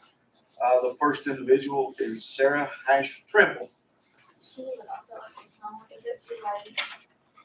Is it too late for me to send a question? Do you want to make a statement? Do you want a question? What do you No, I want? have a question. But that's okay. What is I don't want to disrupt the process. We'll permit it this time. Okay, thank you. So, Ms. Trimble, you go ahead. To begin with, I want to say I honestly don't even want to come tonight because I know your minds are already made up. But I also want to let you know that not all citizens are opposed to utility wind turbines. In early August 2020, my dad gave me the task of taking over the negotiations he had with the renewable energy company, and I promised him I would do that. So that's why I'm here tonight. I consider myself very blessed to have been chosen to be the daughter and granddaughter of landowners in Grayson County.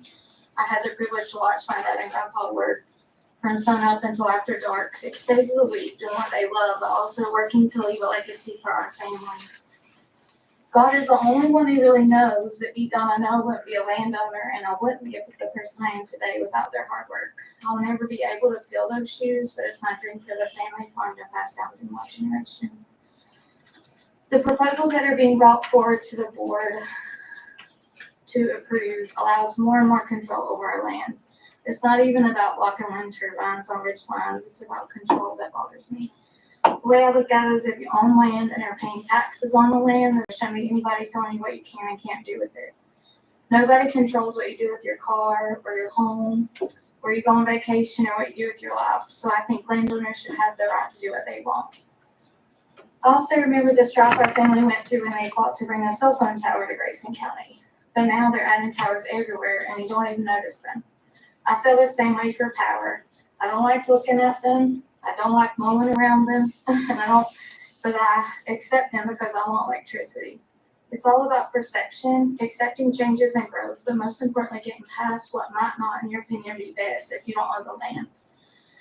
Is wind turbines perfect or my first choice? No, but nothing is perfect. There are faults in every idea, depending on who you ask. However, I would much rather look at a wind turbine on farmland that can continue to be used by the farmers and their families than a clear-cut mountaintop with Christmas trees where nowhere for the cattle to graze, no wildlife, and no place for our family to spend time together. I will add I have nothing against Christmas tree farmers, but it makes my heart heavy to know that that's what's next for our family mountain land if the board approves these regulations on ridgeline development. Whatever it is, I ask that you humbly pray for guidance and peace and make decisions based on how it would be if you're in my shoes. A landowner, taxpayer, and lifelong citizen of this county who's trying to find a way to keep their family farmland. Thank you. Thank you very much. I think you may have signed up on the wrong one. Gary Pennington, I think you may have signed up on the wrong one. Yeah. So the next individual would be Denby Benaquisti. Pretty good, yeah. Okay. I had to think about it. I had to practice when I got married. So. My name is Cindy and I live in Mount Wilson. And I may be speaking during the wrong session, I'm not really sure, but here we go. I just wanted to come here on public and meet y'all. And I want to thank the supervisors who obviously aren't here, but for listening to the will of the people and for the planning commission to listening to the supervisors. Thank each of you. And let's see, I wanted to thank you for your diligent work in this. I know it takes a lot and I appreciate it very much. And I think that it's good that we have been brought to this place in time with Mr. Zahner helping us along. I think the Ridgeline Ordinance will be a very prudent and important step in a very good direction. It'll be an excellent start in an arsenal of protection, if you will, to protect Grayson County from what I think would be unrealistic, unsafe, and unsightly land uses in development, like utility scale wind facilities. And I just wanted to encourage you all to let you know, I pray for you regularly. I will continue to pray for you that you will stay diligent in your efforts representing us. And I think it's the right thing to do. And also, if an applicant wants to pursue a variance or a special use permit, if a ridgeline ordinance provides for that, it's really then very important, I think, if I'm understanding everything, which I may not be, to have all the other zoning districts and regulations as far as land development goes really buttoned up tight and very specific. So encourage them as well. The second thing that comes to my mind about the meeting today is that it's kind of troubling, and I don't know where the problem is. It could be me, it could be something else, but the way we found out about this meeting was we just happened to attend the planning commission meeting last week, and we just happened to stay until the end of the meeting, and we just happened to hear Jada Black say that there was going to be this public hearing tonight. And I don't think that's the way things are supposed to be. It doesn't seem right. I'm still trying to learn how things work around here, but I don't understand how you can have a public hearing and not have a public notification about it. So, like I said, maybe I missed it, but I looked on the Grayson County VA government website. I looked on the Facebook site because somebody told me that's where you're supposed to go. I didn't see it. So anyway, I'm still learning, but I'm still pretty sure that all government entities are required to notify the public on official county government website about upcoming meetings of all government entities. And if I'm wrong, will somebody please correct me so I know where to go and how to find out about all these things. And I just want to be a good citizen, stay informed on things. And I really appreciate this opportunity to be heard. And I will add that if I had been better informed, I might be speaking during the next part, which is about the actual zoning draft. But I didn't know because there wasn't an agenda or notification. Thank you. Okay. May I add again, I will answer your question. As far as advertisements for public hearings, the state code under 15.2-2204 for advertisements for plans, ordinances, joint public hearings, and written notices, certain amendments. Local planning commission shall not recommend or the governing body adopt any plan, ordinance, or amendment, therefore, until the notice of intention to do so has been published once a week, 2 consecutive weeks in some newspaper, published or having general circulation in the locality, with the first notice appearing no more than 14 days before the intended adoption. However, the notice for both local planning commission and governing body may be published concurrently. And so that notice shall specify the time, place, and hearing, and the persons affected may appear and present their views. And it goes on and just a little more insight, but I am required by state statutes to advertise in the paper. And I did so. It's in the Galax Gazette and the Declaration. And typically that's where you're gonna find your advertisements. Thank you for the clarification. The next individual signed up is Ann Rose. Ann Rose, 15 Discovery Lane. We found out about the wind monitoring station on Point Lookout from our elderly neighbor. He was very upset that he had to allow Renewables to transit through his property. The reason he had to do that was because the landowner on the ridgetop who had the monitoring station was wanting Renewable to go up there. My elderly neighbor could not stop them because 100 years ago they had a handshake agreement that he could bring his cattle through his land. So that meant renewable energy could go through his land also. So that was how we found out, my elderly neighbor. We live like on the side, maybe a third of the way up, Point Lookout.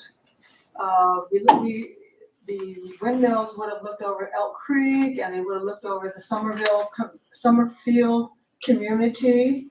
over by the Devil's Hopper. There was like 225 acres up there that they were looking at, and my neighbor had told me that they were gonna put 40 windmills up there.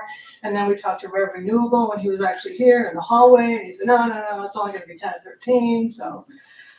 I just didn't get his whole good feel about, what's going on, and plus the transmission lines coming down, going all the way down to ENR Oil.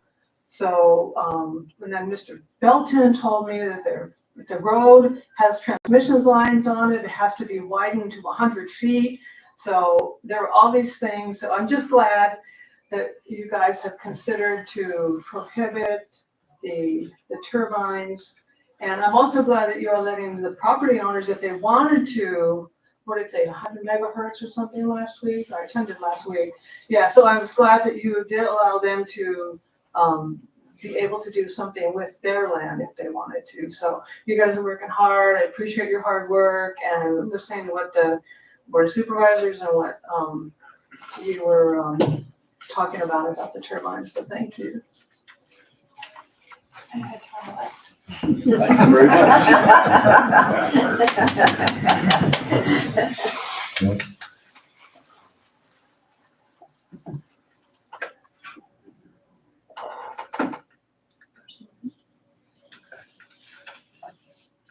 Next on the list is Miss Darcy Martin.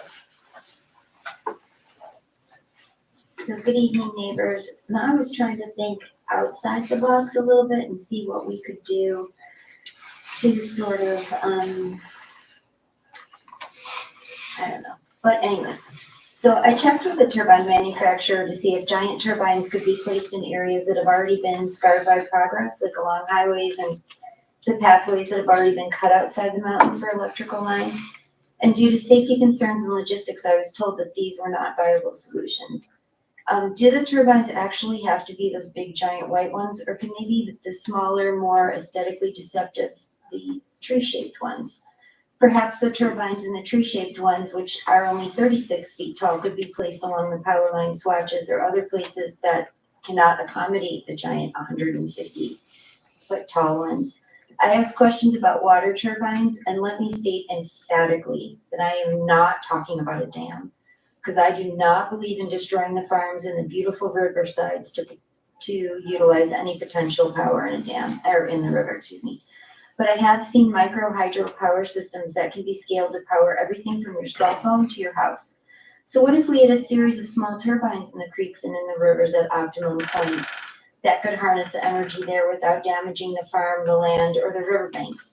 We have existing dams and some of those overflow ledge looking things that perhaps could be retrofitted with turbine type devices that could give these existing structures a new energy producing life. And what if in our smaller scale efforts we included solar panels on government and public buildings, added biodiesel to our fleet of government and public vehicles, and for our farming equipment? And what about electric car charging stations? According to the Lebanon Press, an article dated March 12th, 2024, Sean Street writes that customers of Appalachian Power pay $172.79 per 1,000 kilowatt hours. That's $38.04 more than Dominion Power customers and $57.44 more than Bristol, Virginia Utility. APCO claims that fuel and transmission costs are to blame. The compensation package for their CEO alone from 2019 to 2022 was $59.6 million for the CEO alone. So summer is almost here, and how many times will our power go out and our bills go up before we tell APCO to stay within their budget, make do with what they have? We all have to. And if they need money, perhaps they should take a pay cut at the top, which sounds like a responsible place to start. Or perhaps we begin the long game and figure out a way to get competition back into the marketplace and be customers again instead of hostages. People come here because we have the Appalachian Trail, the Blue Ridge Parkway, the New River, the mountains, the forests, the wildlife, and the farms of Grayson County. They come here for the music, they come for the people. And so let's be proactive in our community's future, and let's be good neighbors. I'm done. Okay. That was it. So, thank you and good evening, neighbors.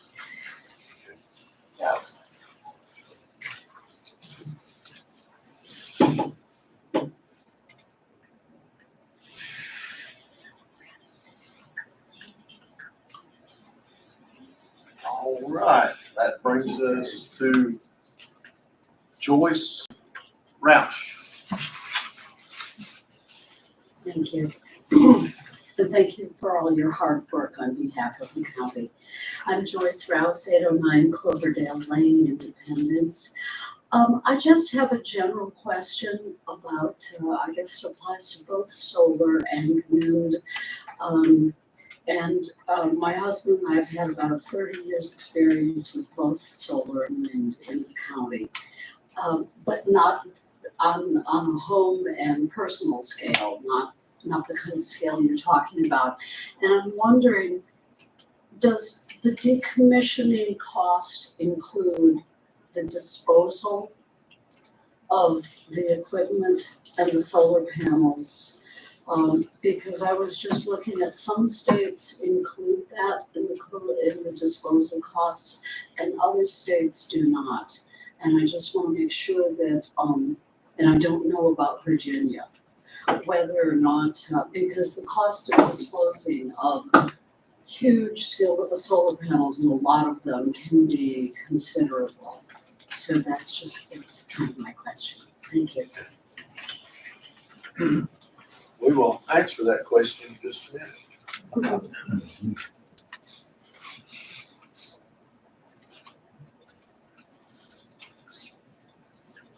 While Ms. Black is looking this up here, that brings us to the end. I wanted to.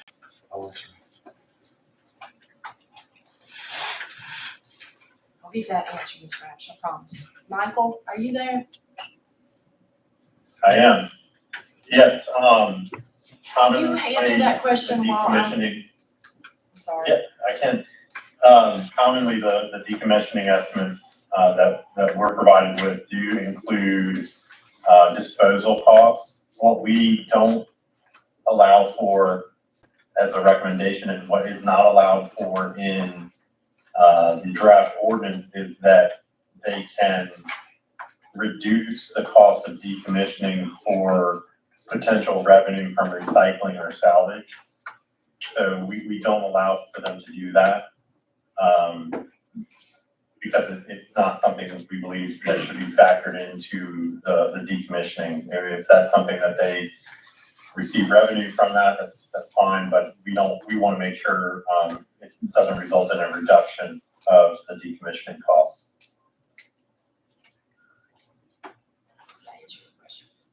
Okay. Ms. Black had one via two via email for the public comment section, so she'll share those with us. Email came in today at 3:53 from Judy Say. She said she attended 2 previous meetings in May but wasn't able to come tonight. And she wanted the planning commission to know that I support the recommendation that there be no utility level turbine installations in Grayson County. I support the recommendation that no utility level solar installations be allowed except near the existing power transmission lines that run from just outside of Independence to Galax, and that the acreage of these installations and their spacings be restricted. I support restricting development of ridge lines above 2,000 feet elevation in order to protect the view shed and to prevent erosion. Thank you to each for all that you do to make Grayson County beautiful place to live and to protect the value of the investments individuals have made in rural Virginia. And additionally, I received another one from Ms. Osborne. Today at 10:50, Ms. Kafka sent the Planning Commission a email that I'm going to pass on. And she indicated that she would not be speaking tonight because the meeting will be so long and I don't have much to add. However, I do want to pass along a message to the planning committee to say thank you. We really appreciate your service in this bumpy time. And thank you too, she says. So for the record. Appreciate that. Now, that brings us to the end of the public comment section. Do we have a motion to close the public comment for the comprehensive plan revision? So moved. Do we have a second? All in favor, let it be known by saying aye. Aye. Any opposed? Motion carries. Public comment section is now closed. Ms. Black, do you have anything else concerning this? Have nothing further. I guess we need to entertain, whether or not we are going to accept the policy as it is written and sign the, resolution that's presented to us in your board packet. And I could read that resolution if the planning commission so desires. Please. So a resolution by the Grayson County Planning Commission recommending the utility scale renewable facilities policy for comprehensive plan addendum. Whereas under section 15.2, 22, 29 of the Virginia Code, the Board of County Supervisors may consider amendments to the comprehensive plan. And whereas section 15.2-2230 of the Virginia Code requires a review of the comprehensive plan every 5 years to determine whether it needs to be amended. And whereas due to the increase in renewable facilities permit applications, changes in state law, and in the increased demand for renewable energy generation facilities, there is a need to update the comprehensive plan. And whereas on May 7, 2024, the Board of County Supervisors initiated an amendment to the comprehensive plan to address utility scale renewable energy facilities, and whereas the intent is to provide policies and development vision showing how the county may utilize its land resources to accommodate the increase in utility scale renewable energy generation facilities. And whereas the Planning Commission finds that this amendment guides and accomplishes coordinated, adjusted, and harmonious development in the territory, which will, in accordance with present and probable future needs and resources, best promote the health, safety, morals, order, convenience, prosperity, and general welfare of the inhabitants, including the elderly persons with disabilities. Now therefore it be resolved that the Grayson County Planning Commission does hereby recommend the Board of County Supervisors adopt the comprehensive plan amendment utility scale renewable energy facility policy adopted on this day, the 21st day of May, 2024, in Grayson County, Virginia. If we adopt this tonight or make this recommendation, that does include the 10% above cost of decommissioning we talked about earlier, correct? We will change that, Michael. That will capture. So the motion that you're making now in this resolution is with respect to the policy amendment? Right. And then you can make a separate motion I'm on sorry. the text amendment. You're right. I got off track. So, policy only. We'll do text in a minute. Okay. So it's been a long day. It has. So we just need a motion to approve this as written. Correct? Making a motion to, first let's make a motion to approve the policy as it is written. And then we'll Okay. sign this. Do we have the motion to approve the policy as it is written? I move that we approve the policy as written. Do we have a second? Second. Need a roll call, please. All in favor, let it be known by saying aye. Aye. Any opposed? Motion carries.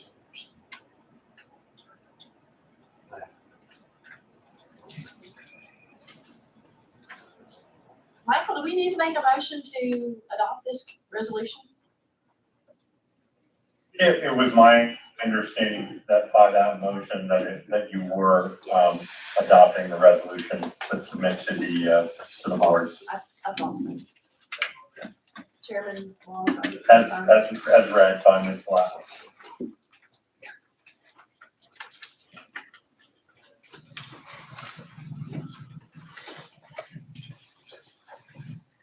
First. Yes, sir. I'm not-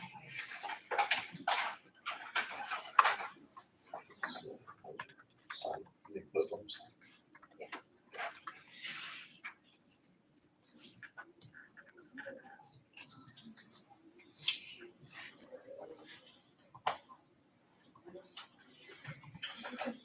All right, thank you. Now, the text amendment. We're ready to go into text amendment, and that, where we were talking about that 10%. I believe have we captured everything, Michael, in regards to discussion before we go into public hearing and for zoning text?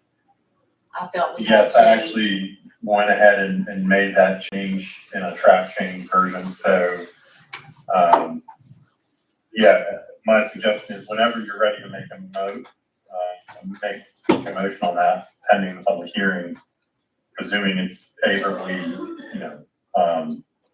to recommend adoption with that change. Good. Planning Commission, we have no one signed up for the public comment for the zone and text amendments, solar energy and wind generating facilities. Still open close. Okay, but for formality, do we have a motion to open the public comment for the zone and text amendments? So moved. Have a second. All in favor? Aye. Any opposed? Motion carries. Now, do we have a motion to close public hearing? So moved. Do we have a second? All in favor? Any opposed? Motion carries. All right, is there any discussion? The only amendment I think was the 10% above the decommissioning cost that we already discussed. And I think Mr. Zahner already made that change. Yes. So was there anything else? Do you have a resolution for this? No, we just make a motion that the zoning ordinance regulations for solar energy and wind energy generating facilities move forward with the appropriate text to include that 10% for decommissioning be included. And we make that motion to send the text amendments to the Board of Supervisors. I'll make that motion. We have a motion to send it with the amended text amendments to the Board of Supervisors. Do we have a second? Second. All in favor? Aye. Any opposed? Motion carries. Now, Thank you, Mr. Michael. Is there anything else that we need from you before we close out? No, I don't believe so. We'll get everything prepared and packaged up for the board meeting. Do we have a date for that yet? Remind me. Second Thursday of the month, so whatever that is, June. Second Thursday, June 13th. Mr. Zahner, Yeah, thank second. you for your help through this. It is appreciated. We want to let you know that.